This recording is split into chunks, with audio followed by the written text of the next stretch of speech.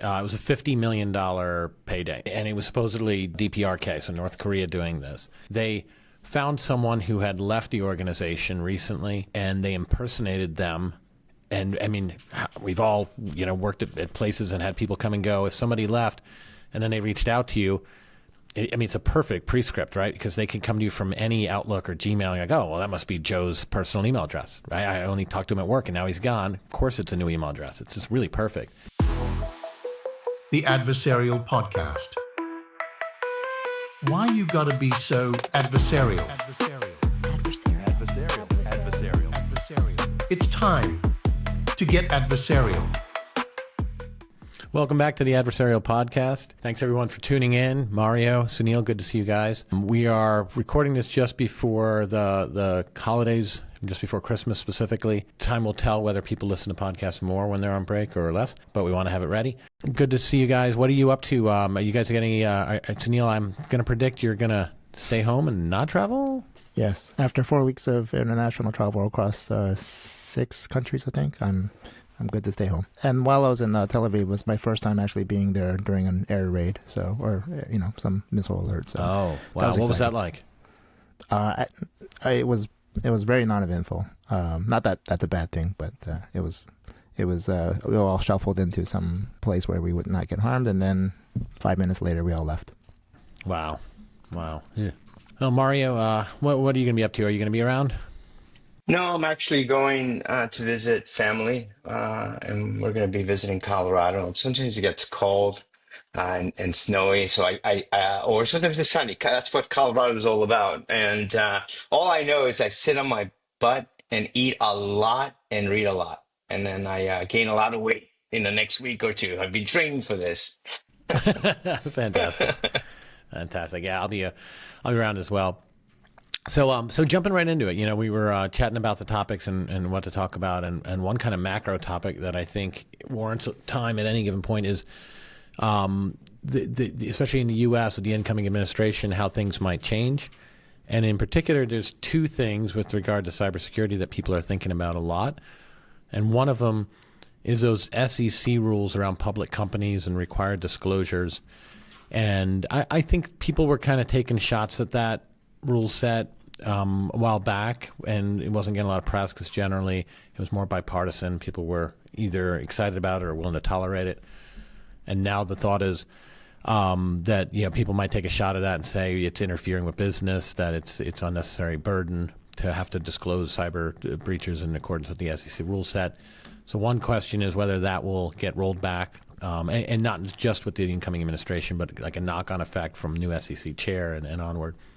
And then the other is CISA, right? Jenna Easterly is set to resign. I think I said it. I read it. It's inauguration day is the way that works out.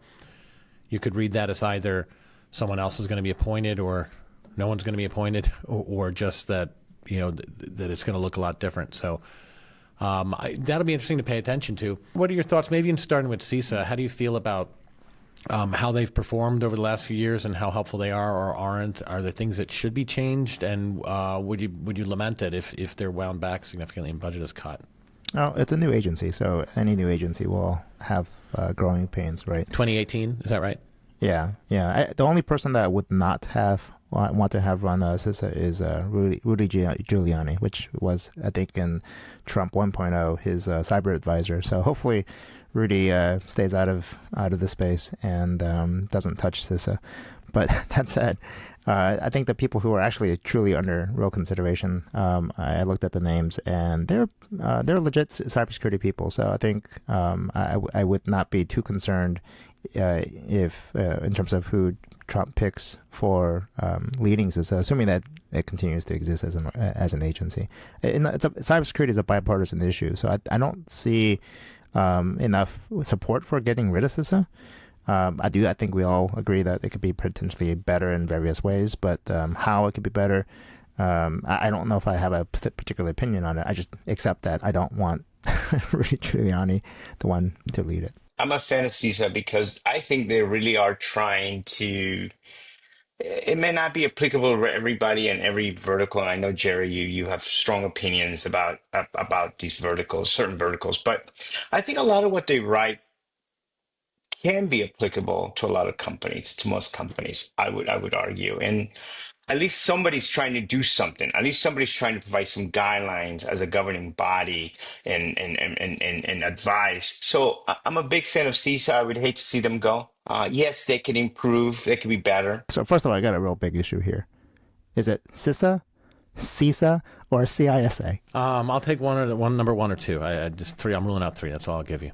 I mean, this will settle a lot of other arguments, I would say. I've seen two kind of mandates out of there, and one is critical infrastructure, which is a proper noun, right? There's a formal designation, and people don't realize that a lot, and a lot of times people just think it means important infrastructure, and therefore the guidance applies to everybody, but that's not necessarily true. And then the other is the other end of the spectrum, which is the entire United States and mom and pop and the public. And it's always like, I wish they were more clear about that, about who's talking to the public and who's talking to the very tip of the spear in critical infrastructure. Because if you mix the two, you have some of this guidance and threat intelligence that comes out that's very relevant if you're operating a dam, but a hydroelectric dam. But you don't need to burden mom and pop and everyone with that. And I think that's been a little bit confusing under them. That has nothing to do with the incoming administration and burning the house down or anything else like that. I just feel like they could have stood some clarity of remit a few times over the last couple of years. Yeah, and I can understand the challenge there. I mean, because they do have a remit around critical infrastructure, but at the same time, I think many of us do look at CISA as the authoritative agency. I mean, in fact, we see them as the cybersecurity agency of the United States, and so I think whether you're big or small, whether you're a Section 9 company or not, you'll still say, hey, what sort of guidance can they give me? So I think it has to, even though their remit officially is only for, is towards their critical infrastructure space, I think they have to embrace the expectation that many others are going to look to them for guidance. I have interacted with some of the CISA folks, and I find them to be really caring about the state of security and helping the country.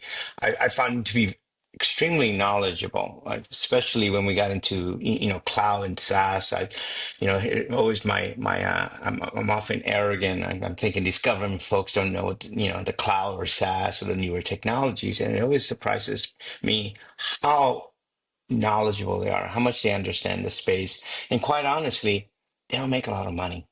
They don't make a lot of money. They could go work for the Valley or work for one of those big financial companies in the East Coast and quadruple their salary. These folks really, the ones who I interacted with, really do care about the country and about the industry as a whole.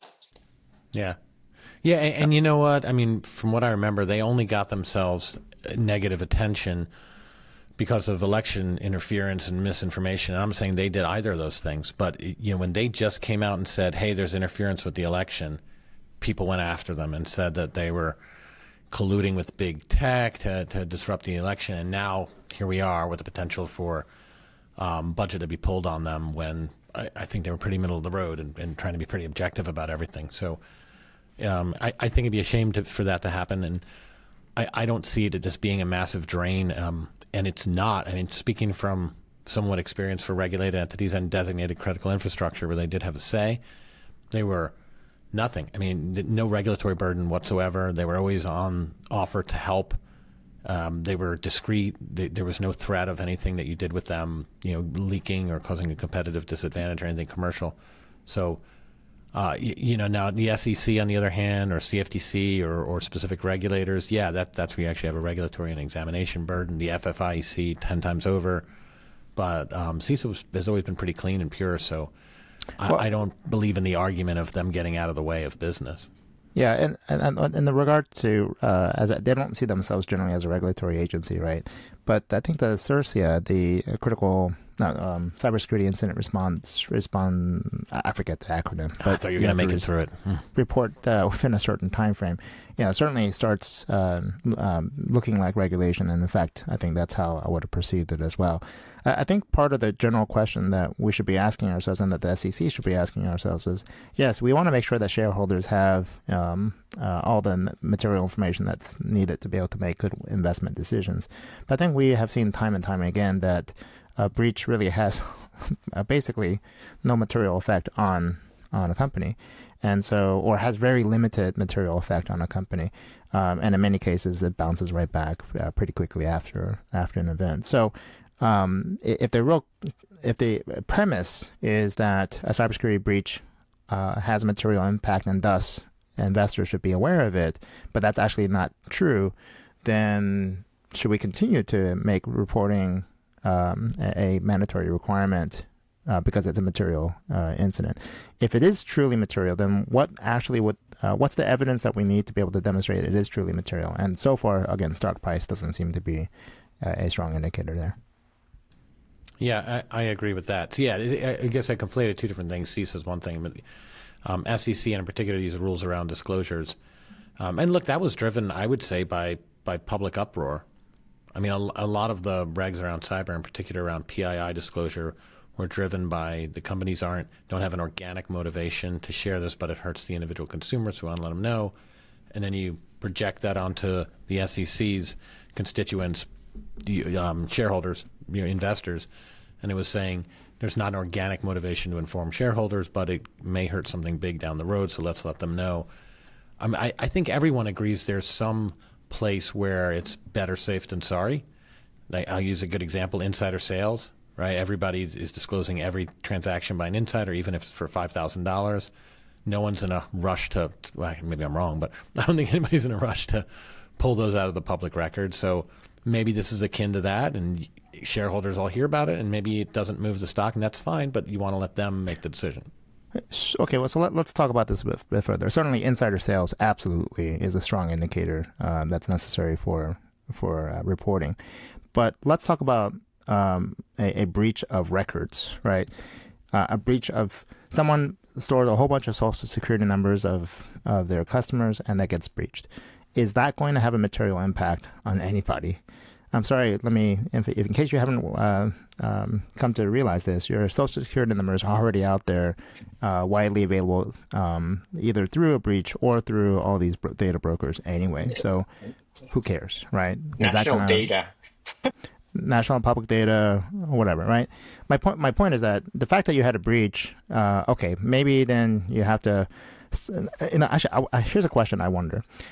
You've gotten, I'm sure at this point, more than a dozen, hey, your data's gotten lost, please sign it. We will give you this free service, okay?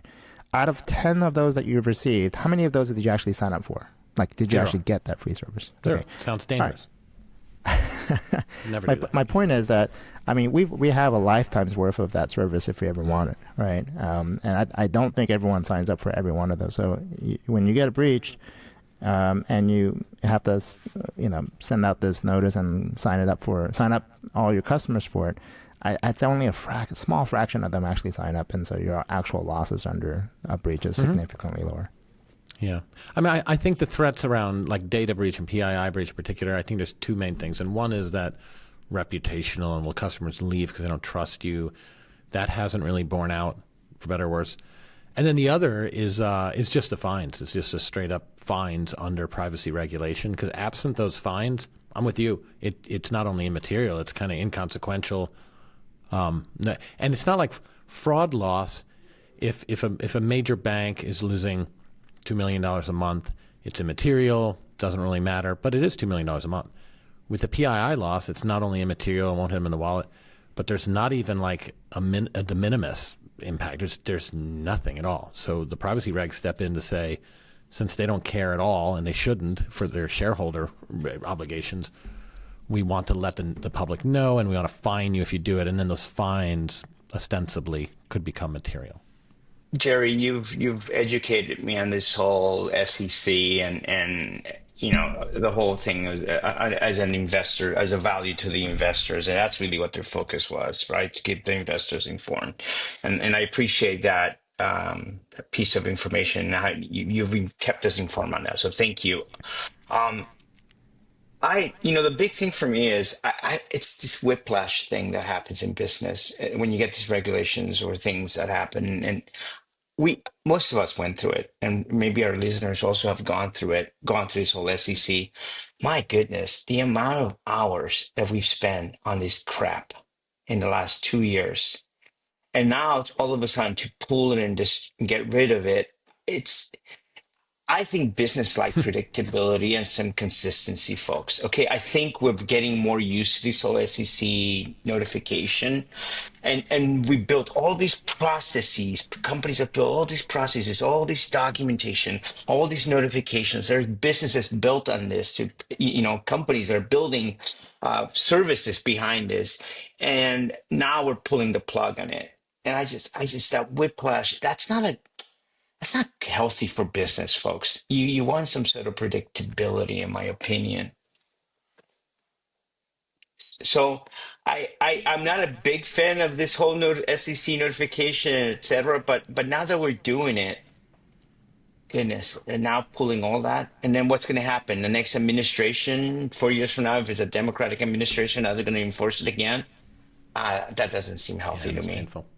Yeah, I do think it's funny. I saw some article that was talking about things that are likely to gain the stage when it comes to cyber in the next 3 months, and it was saying, it seemed to be really written by a human, not algorithmically, and it was saying that there's bipartisan support for A, regulatory harmonization around cybersecurity, and then separately B, healthcare regs around cyber standards, which to me are a complete odds. Like, you want to have harmonization, so let's create a whole new set of standards for a specific vertical.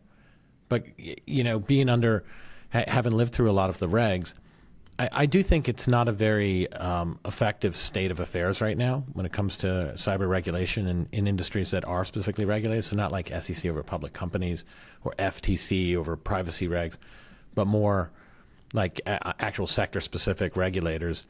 Them all reinventing the wheel and FFIEC over banking and trying to come up with frameworks and just say this is what everybody should do, and then you mint that, and it takes years to even get into law, and then years before it's revised, and meanwhile the threat actors are moving so fast it gets stale.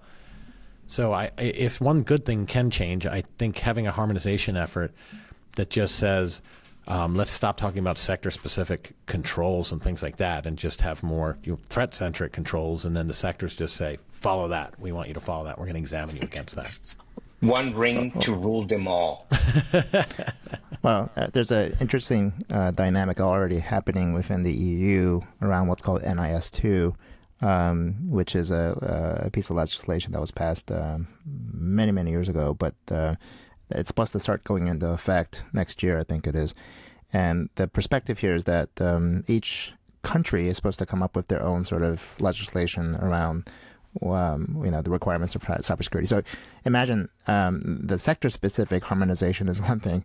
Talk about country-specific, or EU-wide harmonization. That's going to be an interesting challenge. So if you're trying to do business in the EU, you may end up with this patchwork of different rules that you have to follow depending upon what country you're trying to do business in. So you can imagine that harmonization effort being a big challenge in and of itself, let alone the sector-specific ones. Yeah, but you guys, some of you were in the banking industry, and at one point, I think there were some different state regulations for banks that were stringent, more stricter than other ones. And I remember when we were doing business across the country in the States, you would pick the one with the strictest rules. I suspect if you're doing business in the EU covering multiple countries, and some of them, some of them are looser, some of them are more stricter, you're probably, as a company, going to go with the more stricter one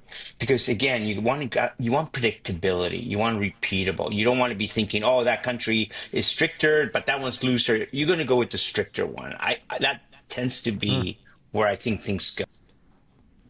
Yeah, it's interesting whether regulation becomes an arbitrage standpoint and a competitive bit. We have the same thing with privacy laws in the U.S., right, on a state-by-state level. And for some entities, they might prefer stricter rules, but if you're the ones bound by them and producing around them, it might be the total opposite. So, yeah, regulatory arbitrage, that's a thing. Yeah.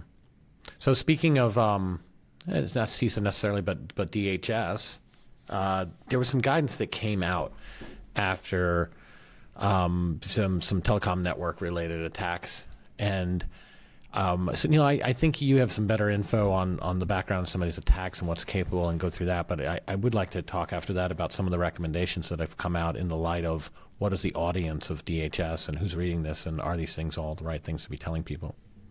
So a couple things have hit the news recently that's worth noting. There is Salt Typhoon and their presence inside telecom networks. And then more recently, DHS also mentioned that you have all these countries spying on us through the SS7 network. So let's talk about those. They're kind of related, but let's unpack both of those. So first of all, the SS7 network, for those who aren't familiar, it's called the Signaling 7 network. If you recall back in the day, there's all this hacker lore where you could blow a Captain Crunch whistle into a phone and get free telephone calls and all that kind of stuff. And that was because at the time, signaling or the control system was in-band. And we said, okay, that's probably not a good idea. We should make it out-of-band. And so the SS7 network was born, and it was an out-of-band communications channel. The out-of-band communications channel worked really well when you had a whole bunch of trusted players like MCI, AT&T, Sprint, and so on and so forth. But once the telco deregulation kicked in, and you had all these what we'll call the CLECs, I forget what the C stands for, but the individual carriers that were really just, it could have been almost fly-by-night companies, started popping up. They needed access to, guess what, the signaling network. In other words, they needed access to a trusted network, or at least to a network that we thought everyone was trusted. And of course, that's not true. So now expand that into a much more larger global environment, and you have this, what was previously a trusted network, now introducing all these potentially untrusted players. So lo and behold, now guess what you can do? You can you can take advantage of this control environment in nefarious ways. By the way, I should mention the SS7 network is also the same network that we use to transmit SMS. So the packets that we use to transmit the signaling messages also has enough of a buffer where we can insert a text message or any arbitrary message. That message, by the way, I think that buffer is like 140 characters. So if you ever wondered why text messages only could store 140 characters, that's why. But anyway. Okay, so all that, and by the way, that message is also in the clear. Okay, so if you're on the SS7 network, guess what? You can also read everyone's SMS too. So that's why we're seeing guidance that says, hey, don't transmit 2FA, or don't, if you have anything sensitive that you're trying to transmit, then don't send it over SMS because it's available for anyone to read. And there are a couple ways to read it. One is to have presence on the SS7 network, like a listening node, let's say. And I think that's kind of, there's a way to intercept that through lawful intercept type of things. But then there's also ways to hijack the communications over the SS7 network, because you can spoof who you are. If you've ever had a situation where you got a call from a number that purports to be someone that you know, or a company that you think is legit, it's because there's SS7 spoofing attacks or hijacking attacks that are now well understood by attackers and being exploited. So anyway, those are all the different issues with SS7. If you're familiar with BGP and some of the challenges with BGP routing, it's the same sort of thing, except that BGP is for the internet and the SS7 is for the telco networks. The way you painted that out, makes me think about like intelligence-led defenses, and so you're certainly laid out a pretty good idea of what's theoretically possible on those. And when we talk about like SMS interception, like you were saying, the I'm going to call it the cells, the payloads, whatever it may be, are in the clear to people who can intercept that on the network. And so if, for example, a one-time SMS code was intercepted, it could be played back.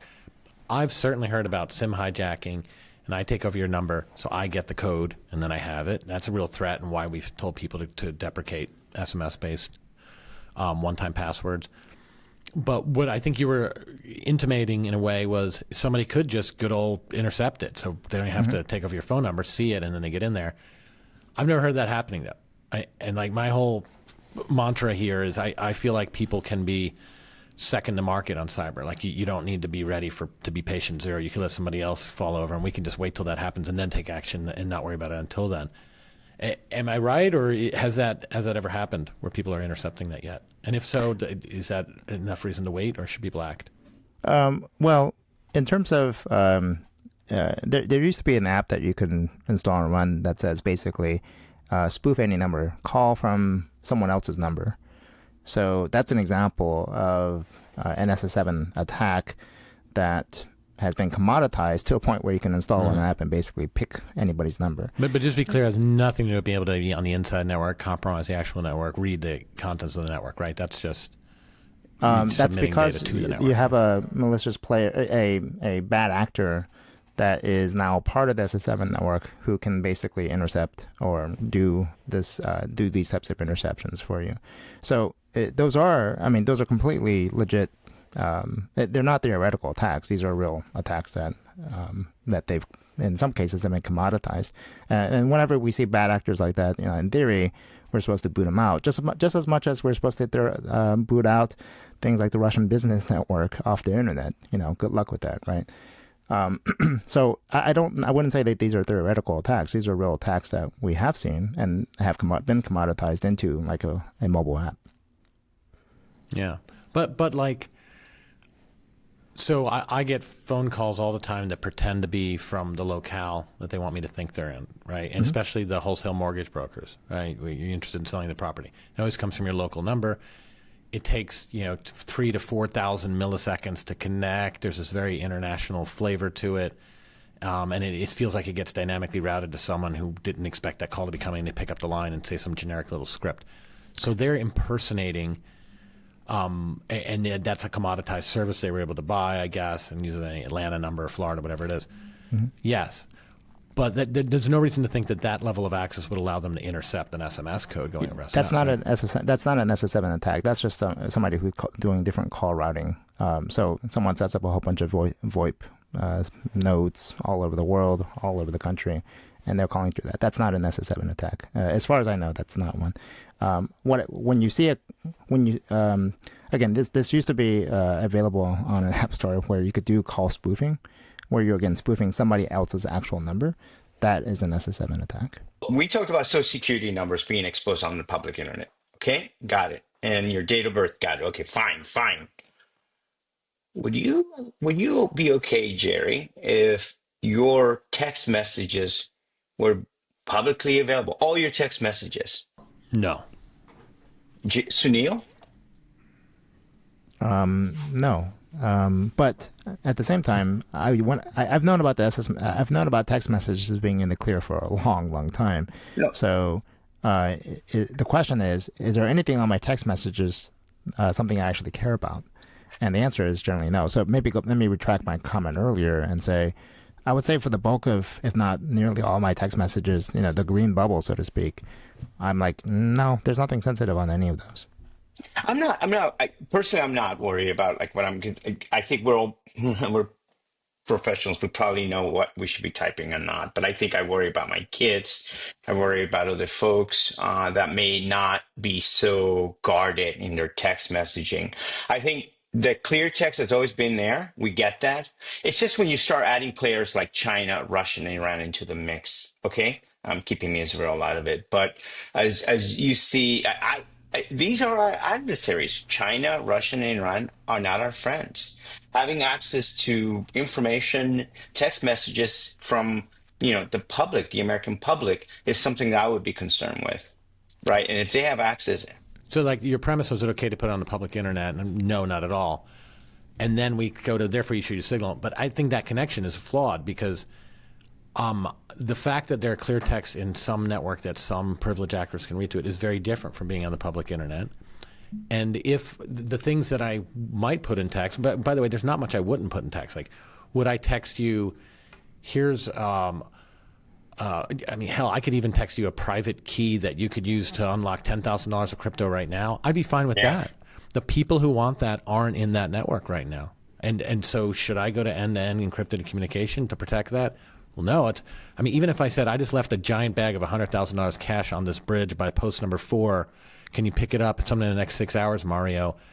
The people who who would care about that aren't in that network. The Signal's not how I avoid them. Text is how I avoid those people, and not just talking about it, at the bar. Like that's how I avoid the people that are going to steal the suitcases of cash. No, what are we doing? I do agree, but I just don't like the idea. I mean, DHS is telling us that the Chinese, Russian, and Iranian government agents are tapping into this information, and I think we should be all concerned with it. Whether from a national security perspective, from a sure. national security Home team. perspective, and I right, okay, and I also think,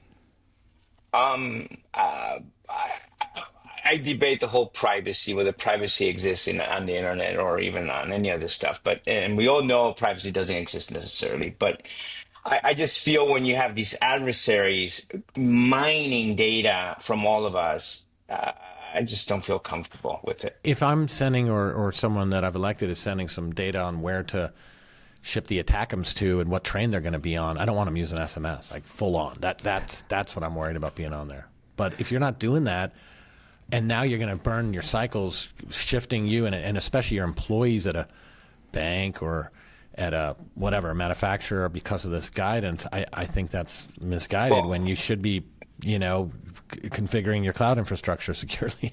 So looking at this article that we had shared about some DHS guidance on this, they had 8 takeaways.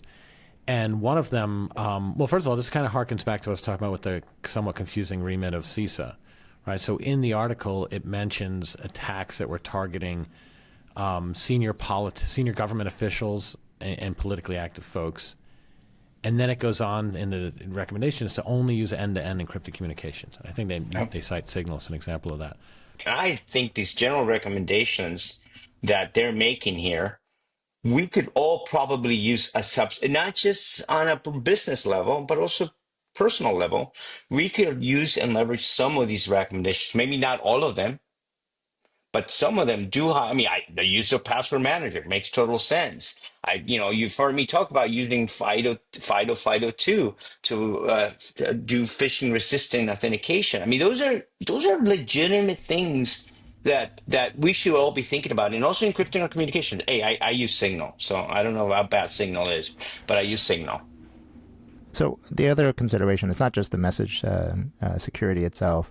So one of the other things that is also communicated across the SS7 network is which cell tower you're connected to at that point in time.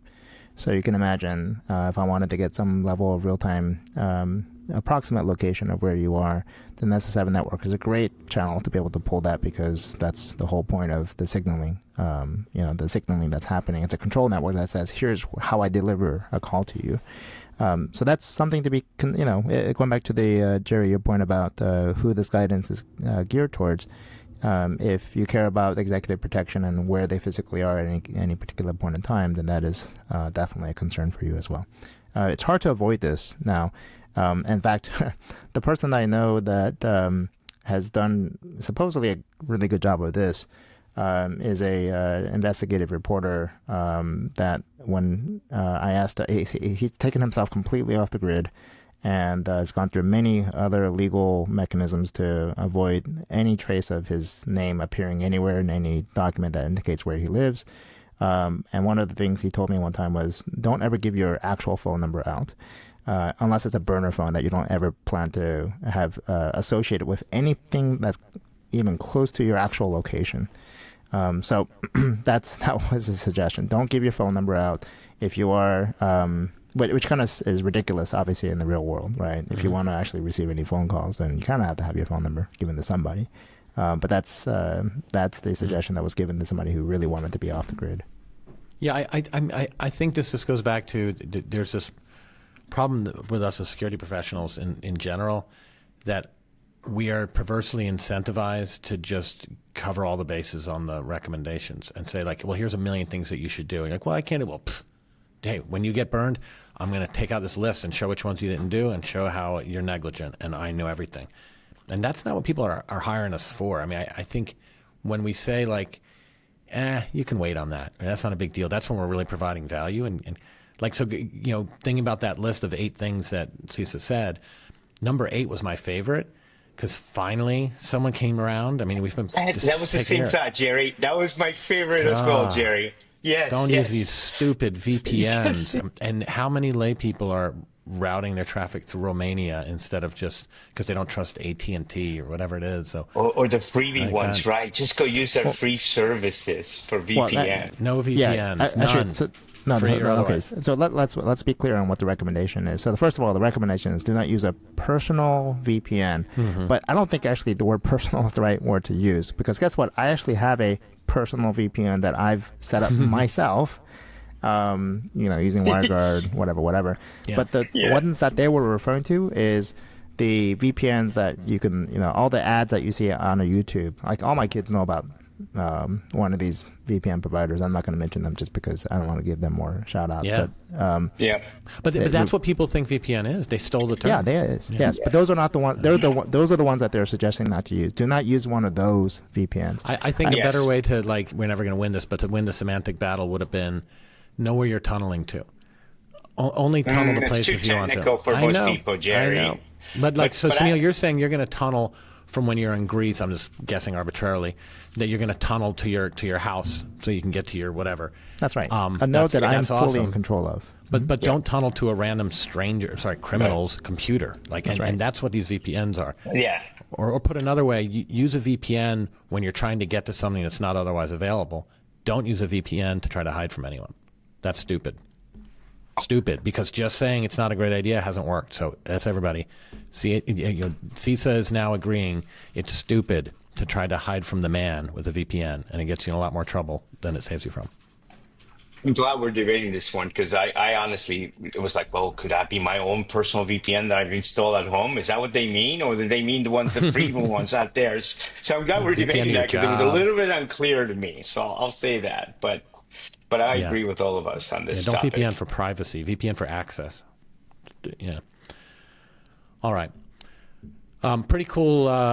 We keep abreast of some threat intel and actual incidents and read through them. And if there's some novel TTPs, we bust it out. And there was this pretty cool one just in December about Radiant Capital, so crypto.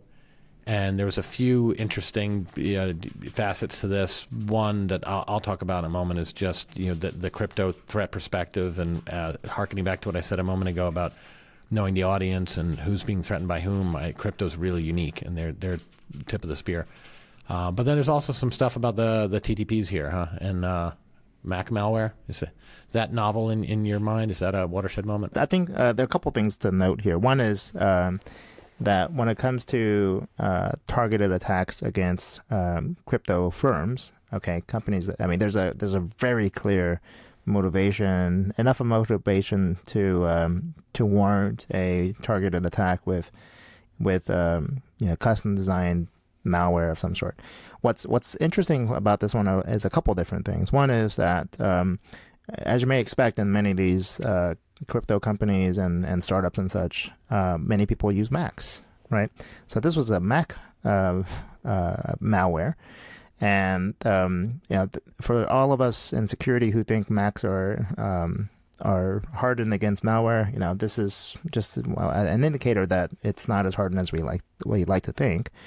But on top of that, anyone who's used CrowdStrike or SentinelOne or in EDR on a Mac knows that it doesn't really work that well. I don't know. At least that's my opinion. Okay, so what does work, but is extraordinarily annoying. Okay, if you do it really well, is something like Little Script, because Little Script would have said, "Hey, you have something trying to communicate with atokyonews.com, and do you want to allow that?" And if you're assuming that you're paranoid enough to not just allow everything forever, this would have flagged it, and you would have said, "Oh, what's going on here?"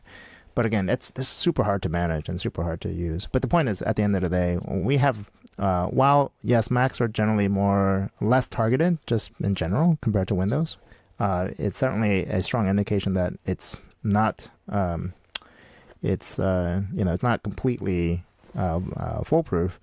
And when it fails in such a way that it leaves very little trace. And I think that's kind of the whole point of the incident update. When the incident first was talked about in October, right?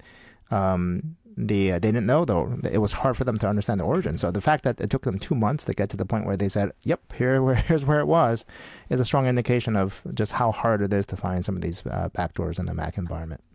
Hey, Sounil, clear something for me. This wasn't necessarily, though, a vulnerability against a library of the operating system. It sounded like the person who was, type of phishing attack. You open a zip file, underneath that there was an Apple script, a script like a bash script that runs on your Apple to then send a communication outbound, maybe HTTP, HTTPS, and then download badness back into your system. But it wasn't anything. So it was exploiting the logic of the operating system, Apple script. But it wasn't a library vulnerability like traditional, like when I think of Windows malware, for example. Do you remember what this was? The form of the. No, I have to go back and read the postmortem to figure out what it actually did. But you see my point, right? Because I think this. So I will be. I hate to admit this. I've said this in previous episodes, right? Because I don't want to get into this whole operating system jihad. But I've through years learned. I can't believe I'm saying this. I do believe Mac OSs tend to be more secure than their counterparts. I've heard the arguments to Neil and Jerry. There's more Windows out there machines. As an attacker, I'm going to go after the big prey, after the big group of users, as opposed to a smaller users of Mac. But the Mac users tend to be in the Valley and in the West Coast tend to be engineers, security people that if you do pop them, they might get you the keys inside the kingdom of that place. So I don't think Mac OSs are necessarily less. I continue to believe they are more secure. I think this form of attack is one leveraging the logic of the operating system, not a flaw. It was a $50 million payday. So, and it was supposedly DPRK, so North Korea doing this. And so to me, going back to the soapbox I'm always on, if you have $50 million of liquid crypto capital that can be exfiltrated with RCE, then look out, because DPRK is sniffing around and they're doing their homework and they're investing months. And the social engineering that went into this, the whole kill chain, they found someone who had left the organization recently and they impersonated them.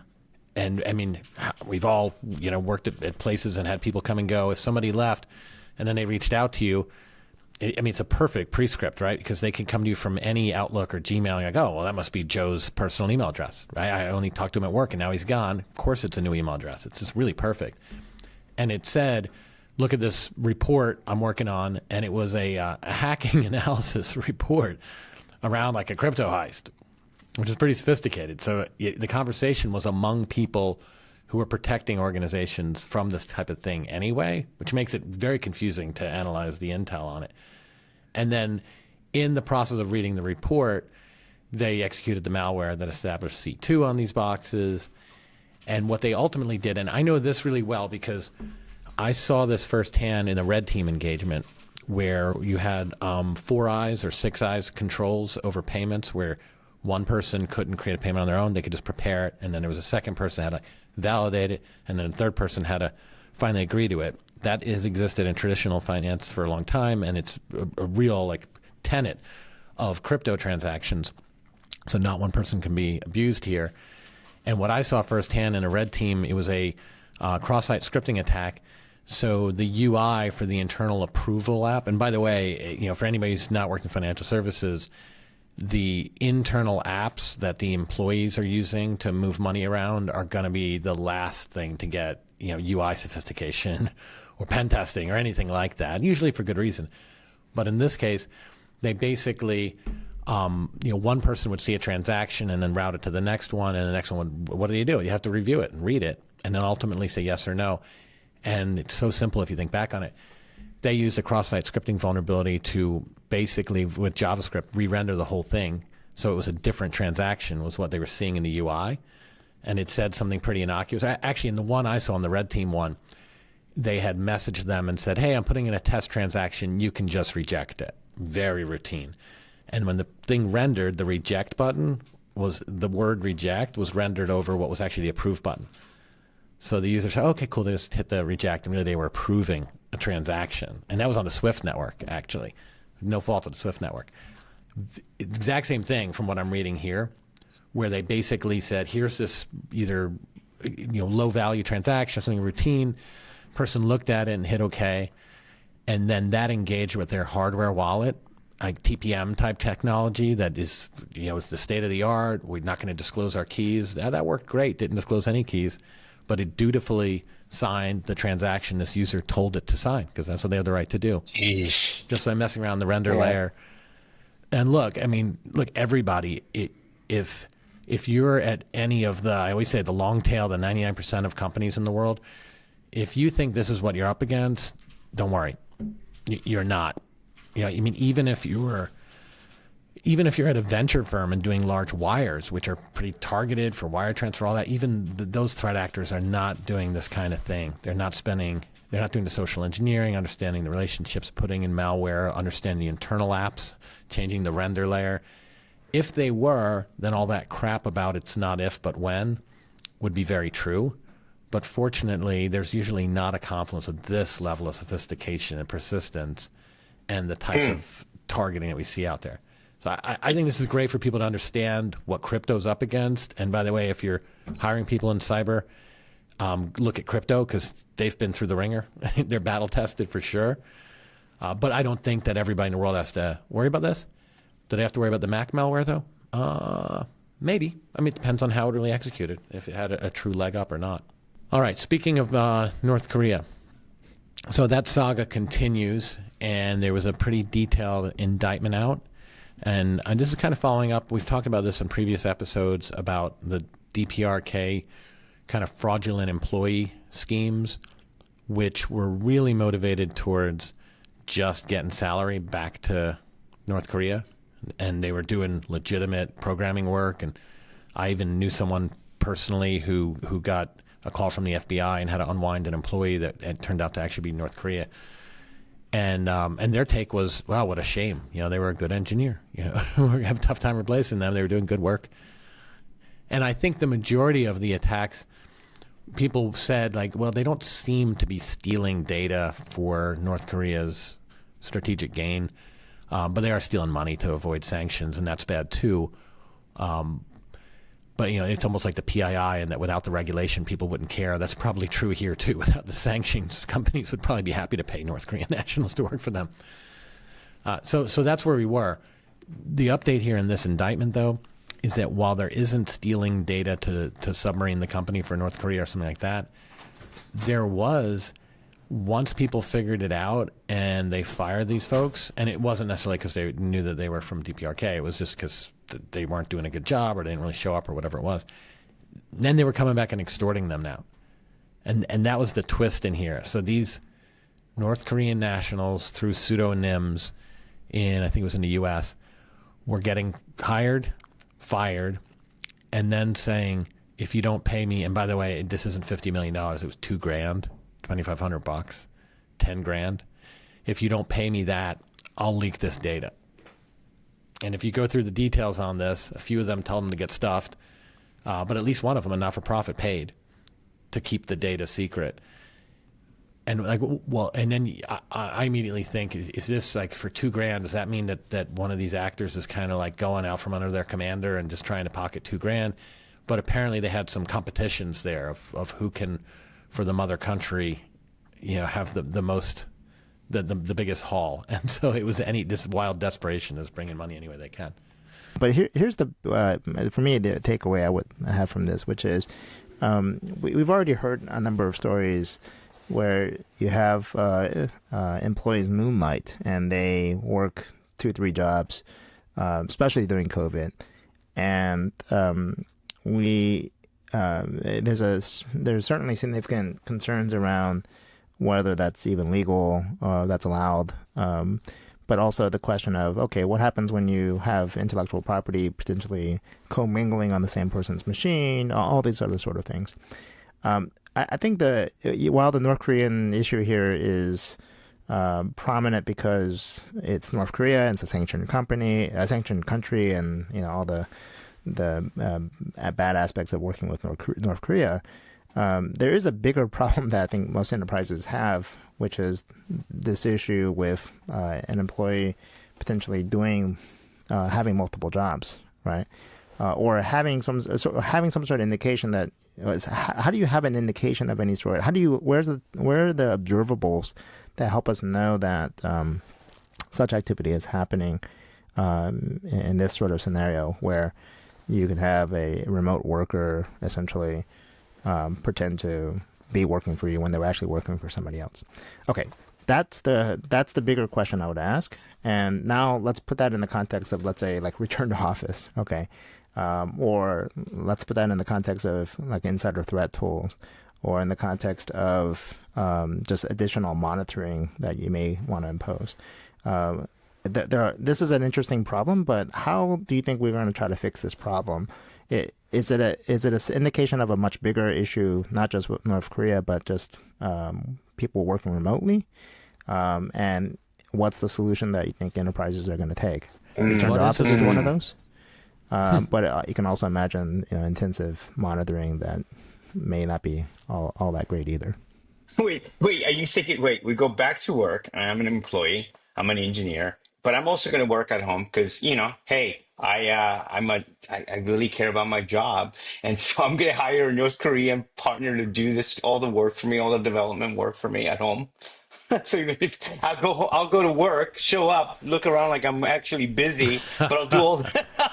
I'll just contract it out for what is it, 180,000, maybe 5, maybe I can negotiate 10,000 with my North Korean counterpart. Like, hey, 10,000. Yeah.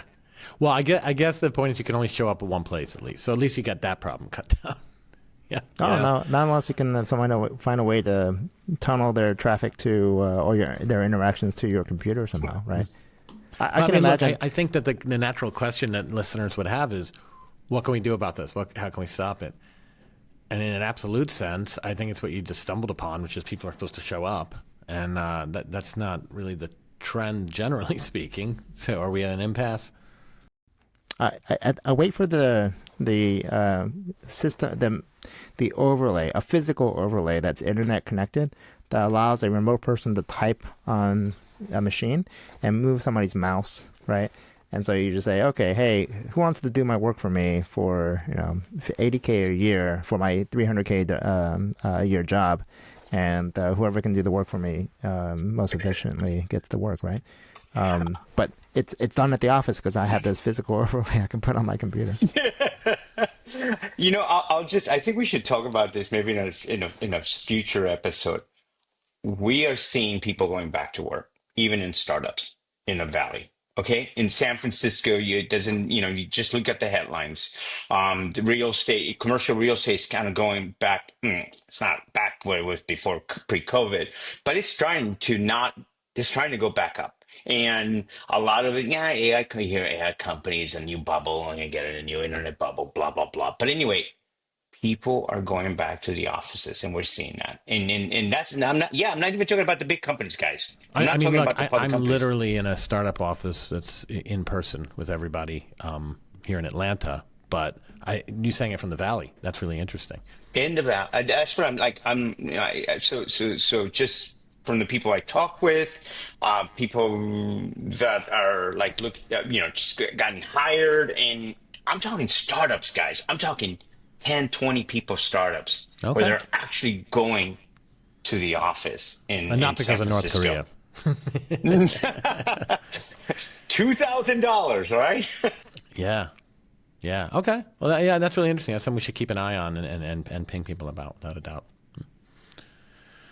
All right. Well, awesome, guys. We're up against it, and we're all about to jump back into holiday. So please enjoy your time away. Enjoy some downtime. Finally, thanks for playing along, and we'll see each other in the new year, huh? Thanks for having us. Merry Christmas, happy holidays.